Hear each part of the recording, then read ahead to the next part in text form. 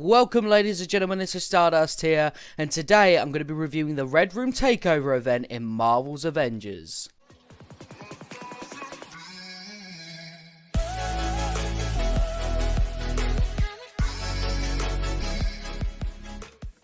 This video took a couple of days to create, not due to any fancy editing or technical difficulties, but simply because I wasn't sure how to do this review.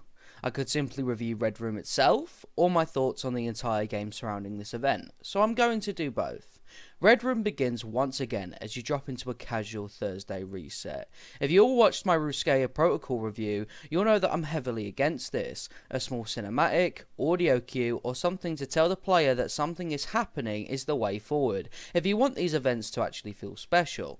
If people hadn't have checked online or the news tab in game, they probably would have never have known, my apologies, there was even an event to begin with. The actual Red Room themselves are pretty cool for the first few minutes, or at least once you've completed the first one, as I was having some difficulty with the lava pools due to simple mistakes that I quickly corrected. My problem was, however, that once I survived the first Red Room, the others became ridiculously easy, because I knew what moves to avoid, and what to do to keep away from the lava pit, and thus, the sense of danger, which is supposed to be one of the Red Room's biggest attractions, is completely gone. My characters were all 150, and the issue with that is that every single mission wouldn't go higher than 120. Therefore, most of my characters were able to absolutely annihilate every single enemy in front of me, and thus, that's another sense of danger completely out the way, and because of that, the Red Room missions were finished in about an hour and a half. This wouldn't have been too bad if I felt we were progressing towards something cool, like a battle with Yelena Belova, who was featured heavily in the advertisements for this event, but minus some sentences within each Red Room's mission description, she doesn't say a single word or appear once. This wasn't a smart decision. It gives off the impression that you used Yelena's name because of the Black Widow movie coming out to drive people to your game, as she's currently quite a popular character. So after you complete the Red Rooms, it's time to grind the mission chains for that surge in set and the exotics at the very end of the last mission chain. Similar to Tachyon Anomaly, these exotics are awarded to each of your heroes, and they come from the last Avengers standing loot pool. These weren't too difficult to complete either, to be perfectly honest, and just required playing the Red Rooms over and over again for a few times. I got the exotics and all the surge in set gear I could grab, and then unfortunately I was finished. Nothing to do the following day, or the day after that.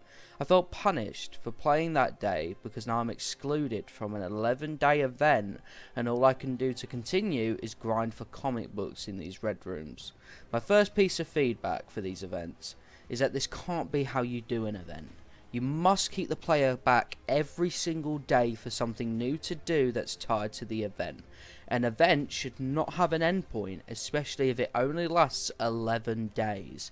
My recommendation would be to have us keep collecting these memory fragments, which are like collectibles you could do in the harm rooms to continue doing your mission chains and so on, and use them as event cash and give to a vendor for really exciting and high tier loot.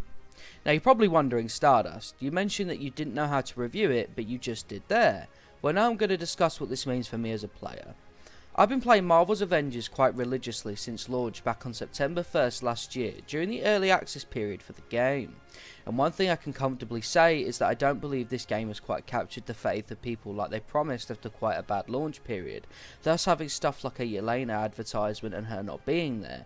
The idea that this is a small event according to them in their latest dev stream, when they were advertising the event as anything but small, and more. It all feels a little like going in the wrong direction, when the one thing players need, especially those around since launch, is complete transparency. And mega level threats for endgame players cannot come soon enough, as these little events a month wait for an hour and a half worth of content are not enough to keep people returning to the game. I can't lie and say that I'm not slightly deflated about this event. Most content drops, minus Kate Bishop's taking aim operation, have left me feeling quite unfulfilled and pretty hollow so far, and Red Room had my lowest expectations yet. I'm with this game to the very end and truly love it, even when it's difficult to love it sometimes, but you have to start giving the people who are still here your commitment too. Thanks for watching this review of Red Room Takeover. In short, the actual core of the event at its base without the surrounding stuff is good fun, just a little bit too easy for me. It's everything else that surrounds it and the what ifs that heavily bring this one down for me. Thank you all for the support you've been showing on my channel.